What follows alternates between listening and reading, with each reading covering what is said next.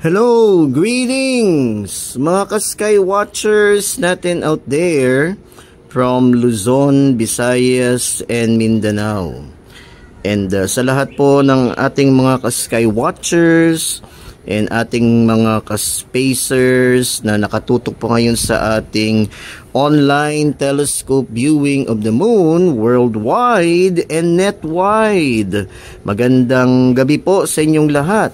This is your ka-Sky Watcher and ka-spacer, Sir Jun Cahigal, and welcome to another of our online telescope viewing. Today is November 10, Saturday. It's a Saturday evening, siguro mga alas 6 na ho ng gabi. And right now, we are viewing on screen our first quarter moon. Straight po yung terminator or terminator line. So pag sinabi po nating terminator, that's the imaginary line separating the lighted part of the moon from the unlit part. So makikita po natin sa ating lunar image, talagang straight po ngayon. Alright, so buti na lang po, we have clear skies. So sana nag-schedule ako ng free telescope viewing ngayon at ATC. Pero hindi ko po inaasahan na magki-clear po ang sky. Ayan po, no? So halos walang kaulap-ulap. Pero we pray for those north, no? Kasi nandiyan, bumabayo pa rin po yung bagyong Marce, no? So I hope everybody's alright dyan sa north. So we continue to pray for our kababayans dyan po sa norte. Alright, so on the lighter side, ito po yung ating first quarter moon tonight. So again, today is November 10, no, 2024. Sunod-sunod po yung mga bagyo lately, no? And buti na lang at nag-clear po yung ating sky. And wag sana pong maglandfall yung susunod na bagyo. Meron ata na naman na parating. Pero we hope and we pray na sana po hindi makaapekto sa ating bansa. Alright, so we can see now some lunar features here on our lunar imaging sa ating telescope. And by the way po, ang ating telescope na ginagamit is one of my favorite telescopes. This is my Vixen Super Polaris R130S reflecting telescope. Ayan, no? So naka 15 mm po tayo na Plausil eyepiece, giving us clear and crisp images of our moon tonight. Ayan po, no? Alright, so we will magnify the image of our moon in a little while. So shout out muna po sa lahat ng mga nanonood po sa atin ngayon. Thank you so much. And paki-like and share itong ating online telescope viewing para makarating po sa maraming tao, no? Lalong-lalo na po yung mga estudyante natin out there para ma-inspire naman po sila to love the sciences. Ayan, no? And shout out po sa ating mga volunteers sa Skywatcher Society of Las Piñas. And meron po kaming mga scheduled events po like this next Saturday, Friday, Saturday. Yan, we will be having an overnight stargazing event at Manresa. No? So exclusive yan for the faculty and students of Manresa. And also on the night of November 16, Saturday pa rin po yan, Saturday, we will be having a free public telescope viewing at Alabang Parade. Yan dyan po sa near Landers, no, sa may Daang Hari. Alabang West, yan, Alabang West Parade. Ayan po. So we would like to invite the public po dun sa Alabang West Parade, no? So if you are in the vicinity, yan, samahan niyo po kami. The Skywatcher Society of Las Piñas will be at Alabang West Parade. Yan po sa may Daang Hari, Muntinlupa. Okay, so in a few minutes, we will be magnifying the image of our moon. And then, kitang-kita, kahit hindi naka-magnify po, kitang-kita na yung mga craters. Alam niyo po, mga ka-sky watchers, ang ganda po na makita po ang buwan through the telescope pag first quarter or pag third quarter or last quarter. Kasi kitang-kita po yung mga craters. In fact po, ito po yung favorite na phase ko. Kasi talagang kitang-kita po yung mga isang damakmak na craters. Ayan po, no? So, ayan, kaysa po yung full moon. Kasi yung full moon masyadong maliwanag na hindi naman na ano yung mga craters. Kaya lang mas maganda po. Kitang-kita po natin on screen. Napakaganda po tignan ang mga craters pag first quarter or third quarter. Ayan. So if you agree with me, please comment down below. And kung ano po ang inyong masasabi sa ating lunar imaging tonight, please comment down below. Ayan, so shout out po sa mga sky watchers natin na nanonood, and we pray. So in behalf ng mga members ng Sky Watcher Society of Las Piñas, we pray po dun sa mga nasalanta ng nakaraang bagyo dyan sa Bicol, sa Batangas, and right now po dito po sa North, sa Ilocos Norte, Ilocos Sur, Cagayan, yan sa Batanes. So we continue to pray for them na sana everything be alright, na hindi sana po sila masyadong naapektuhan ng bagyo. Alright, so tara na po mga ka-sky watchers, and let's magnify the image of our first quarter moon tonight. Okay, here we go.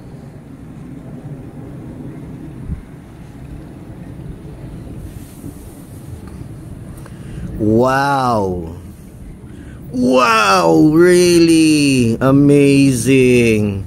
Yan, so we could see here, ayan po, ginigit na ako po yung Montes Apenninus Mountain Range. Ayan po, kitang-kita, napakalinaw po.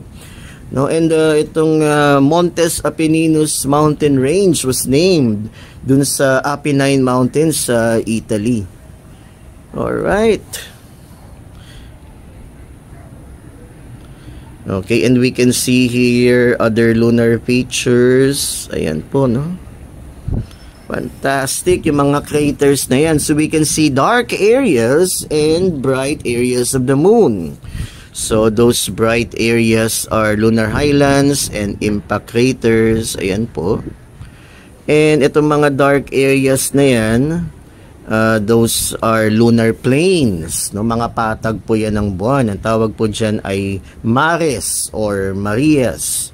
Yan, kasi po yung mga unang astronomers, yung mga unang sailors, they thought na yung mga dark areas na yan were bodies of water. Kala nila tubig yan, kaya pinangalanan niya na mare or Maria. But actually, those are solidified pools of ancient basaltic lava. Ayan po, no? And ito po yung Sea of Tranquility. Ginigit na ako po kung saan po naglanding yung Apollo 11. Alright. Ayan po, so please comment down below. We would like to hear from you, mga ka-sky watchers and mga ka-spacers. Yan, mag-comment po kayo kung ano po ang inyong masasabi sa ating lunar imaging tonight. So again, today is November 10. Yan, sana tama yung aking date. November 10, 2024.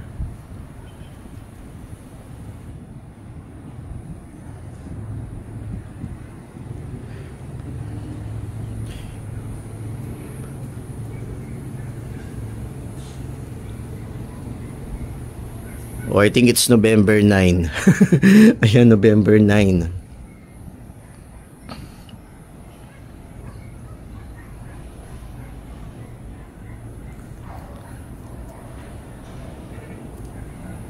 Alright. Ayan, tama, November 9. Yun, sorry. Forgive me po sa date. Yan, it's November 9. Okay. Ayan po, no? So, please comment down below Ayan po kung ano po ang inyong masasabi sa ating lunar imaging.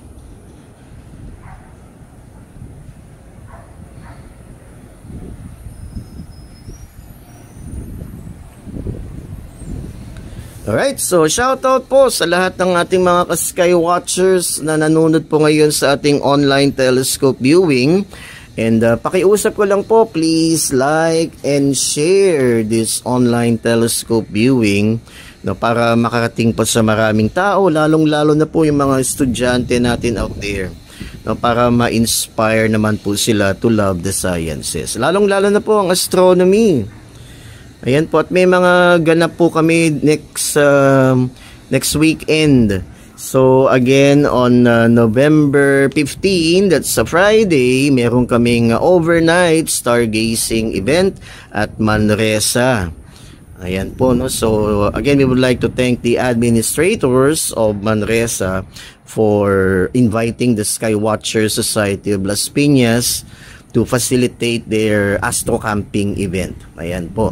So sa mga teachers, sa mga educators, mga administrators na nakikinig po ngayon, you can just contact us if you are planning to conduct an astro camping activity. Then you can contact us at our Facebook page, the Skywatcher Society of Las Piñas. Ayan, and we will give you the best stargazing activity po.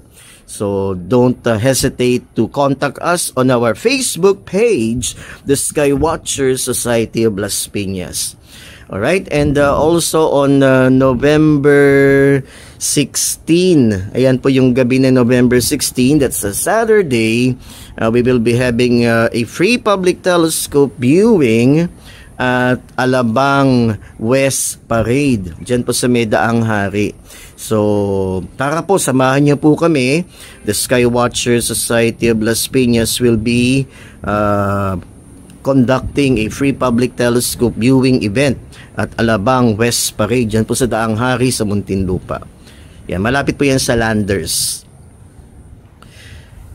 Alright, so and November 22 meron din po kami sa Taytay, but we will be updating you dun sa astro camping event sa Taytay. Okay, so there. Ayan, no? So sige, i-magnify pa kaya natin para mas maganda po yung image and makita pa natin ang details of the lunar surface.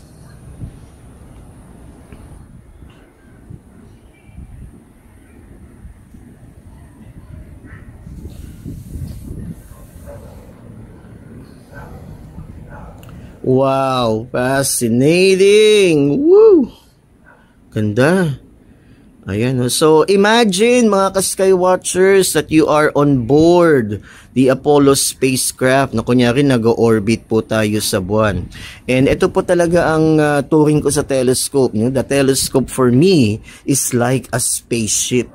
Ayan mo, kasi yan, kitang-kita natin para po tayong nakasakay sa spaceship every time we look through the eyepiece of the telescope, para po tayong sumisilip dun sa porthole, dun sa bintana ng spaceship ng Apollo. Ayan, so imagine that we are orbiting the moon. Ayan, isang damakmak na craters po ang makikita natin. Ayan, no? So ito po yung Sea of Tranquility. Ayan, ito po yung mga patag ng buwan. Ayan, nagpa-focus po yung ating camera. Ayan.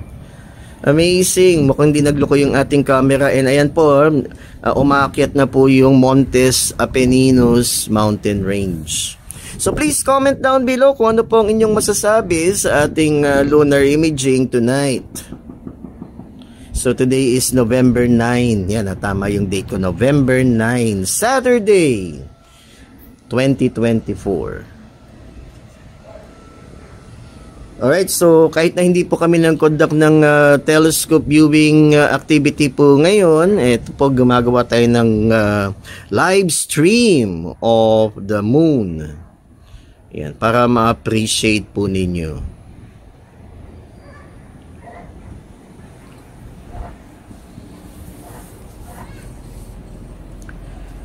Okay, so ayan po no, and the other information about the moon. Did you know mga ka-sky watchers and mga ka-spacers that it would take 30 Earths to fill that space between the Earth and the moon? Ganun po kalayo po ang ating buwan. And all the planets can fit between the Earth and the moon. Ganun po kalayo ng ating buwan. So, baka isipin po ninyo, ay, ang lapit-lapit ng buwan. Pero napakalayo po ng buwan. In fact, it took 3 days for the Apollo spacecraft just to reach the moon. Alright, so just imagine that you are on board the Apollo spacecraft orbiting the moon. So ang ating telescope ngayon ay parang isang spaceship na habang sumisilip po tayo sa eyepiece ng telescope, para na po tayong sumisilip sa porthole ng Apollo spacecraft. Alright. And baka may magtanong po sa inyo kung ano po yung telescope na ginagamit natin. So we are using a Vixen Super Polaris R130S reflecting telescope. No, baka may magtanong, sir, ano ba yung reflecting telescope na yan? A reflecting telescope uses mirrors to collect the light and produce the magnified image of the distant object. Now, this is in contrast to a refractor. No? Yung refractor naman uses lenses. Yung ginagamit ko uses mirrors. No, so, ano bang mas maganda? A refractor or a reflector? Depende po, no? So, may mga advantages sila, may mga disadvantages din po sila. Alright. So, it's just a matter of personal preference.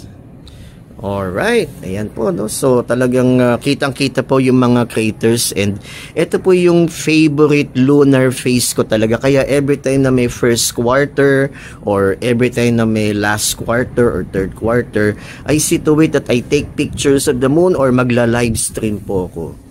Ayan. Susunod po yung full moon, syempre maganda yung full moon, pero hindi kasing ganda ng first quarter or last quarter. Kasi yun, natignan nyo po mga ka-sky watchers, so kitang-kita po ang mga craters. Ayan po, ang linaw nila, oh. Wow, ito pa yung Montes Apenninus Mountain Range. Ayan po. Wow. Fantastic. Ayan po, so kung ano po ang inyong comments, please comment down below po kung ano po ang inyong masasabi sa ating lunar imaging.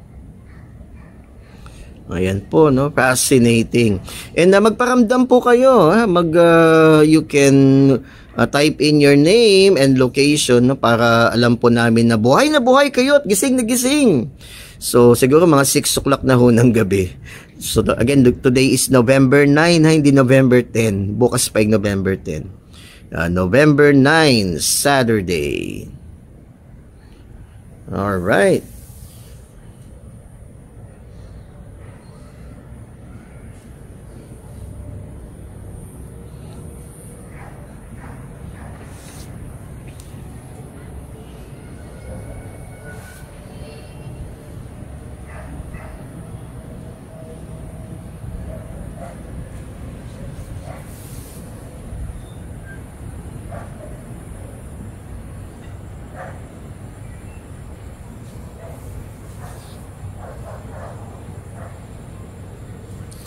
Ayan mga ka-sky watchers, comment down below. Ayan, para tayong nakasakay sa spaceship. Ayan, shoutout po sa aking mga volunteers from the Sky Watchers Society of Las Piñas. And shoutout po sa mga students ko from San Beda College, Alabang. No? Kung sana nanonood kayo, ma-inspire naman po kayo sa ating lunar imaging. And sa mga kasama ko, mga colleagues ko sa San Beda College, Alabang. Alright.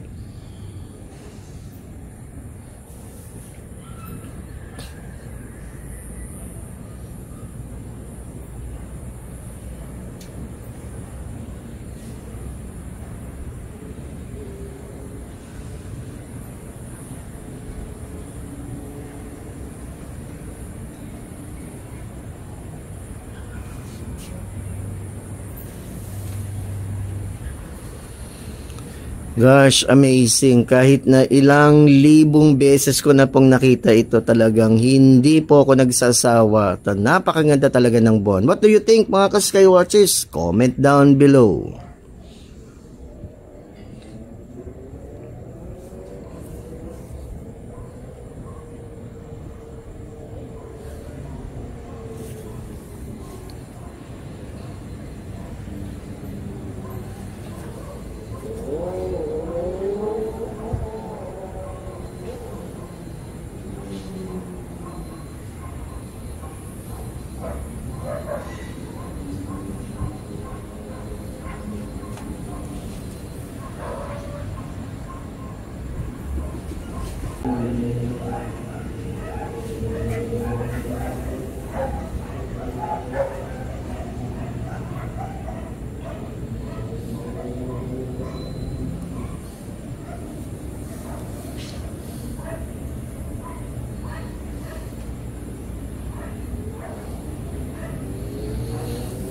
Alright, so siguro ibalik na natin yung buwan sa kanyang original size.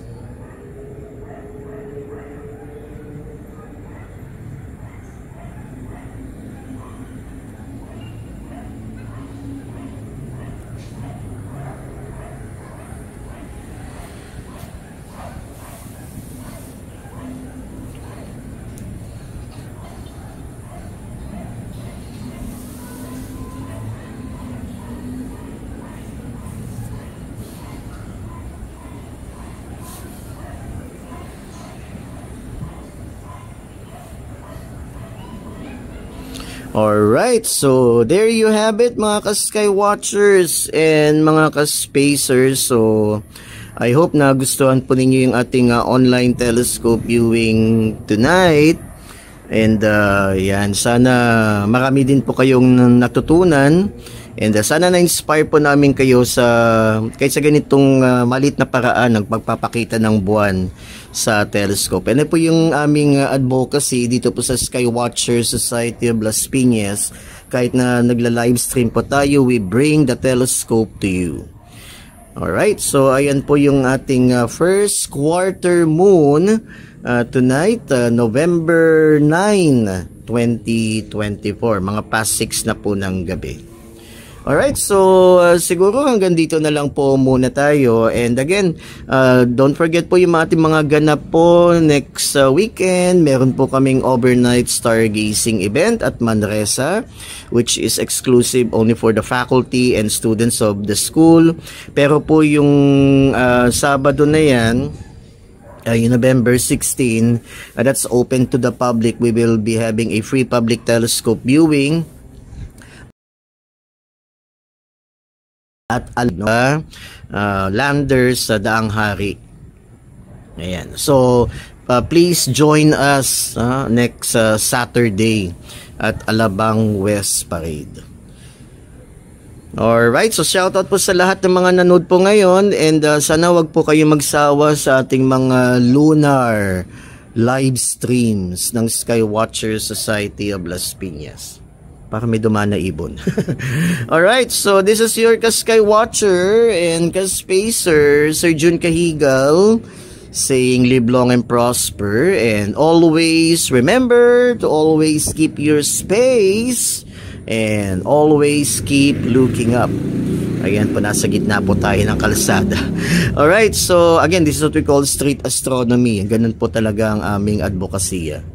Alright, so long for now, and shoutout po sa mga former students ko from Assumption College, San Lorenzo. Sana nanonood kayo. Ito po ang inyong teacher na nagte-telescope viewing sa gitna ng kalsada.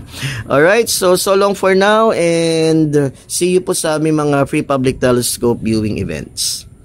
Ayan, namnamin po yung ganda ng ating buwan tonight. Bye-bye! Happy weekend!